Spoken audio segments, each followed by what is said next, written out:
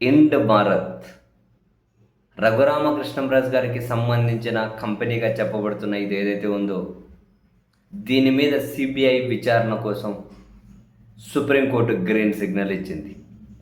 యాక్చువల్గా 2019లోనే దీని మీద సిబిఐ కేసు అయితే రిజిస్టర్ చేశారు. 2021లోనే ఒక ఛార్జ్షీట్ కూడా దీనికి సంబంధించి ప్రాథమికంగా ఫైల్ చేసినట్లున్నారు. బట్ ఆ తర్వాత విచారణ మీద స్టే ఇచ్చినాయి కోర్టులు.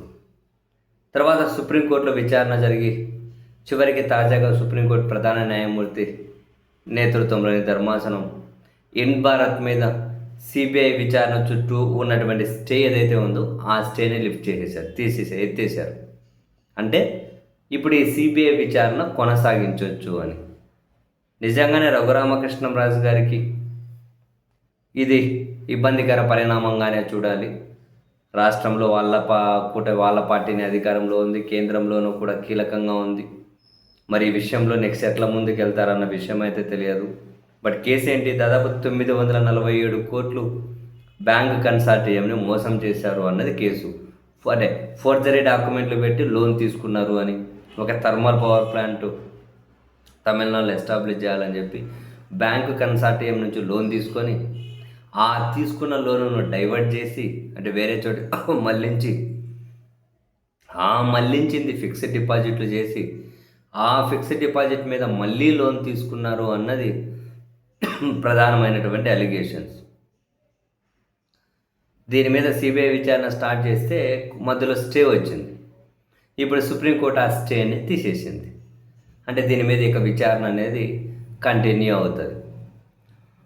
మరి రాష్ట్రంలోనూ కేంద్రంలోనూ వీళ్ళకి సంబంధించిన పార్టీని అధికారంలో ఉంది కాబట్టి సిబిఐ అంత దూకుడుగా వెళ్తుందా లేదా అన్నది ఒక ప్రశ్న.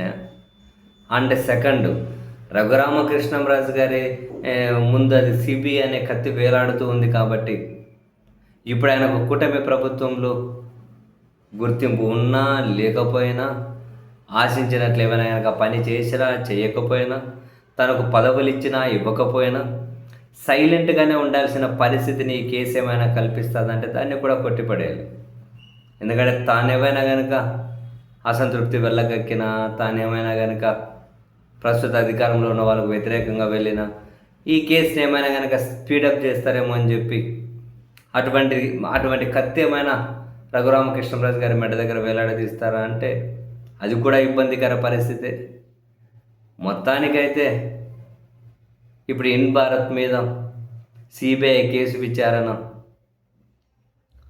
వేగంగా వెళ్తుందా, నత్తనడక వెళ్తుందా అనే దాని మీద ఖచ్చితంగా రఘురామకృష్ణంరాజు గారికి సంబంధించి చాలా రాజకీయాలు ముడిపడి ఉన్నాయి. ఆయన భవిష్యత్తు రాజకీయం కూడా ఖచ్చితంగా అయితే ముడిపడి ఉంది. So interesting. దాదాపు 3-4 సంవత్సరాల నుంచి కేసు మీద స్టే ఉంది. ఇప్పుడు తీసేసి మళ్ళీ సిబిఐ విచారణకు గ్రీన్ సిగ్నల్ ఇవ్వడం. చూద్దాం ఏం జరుగుతుంది.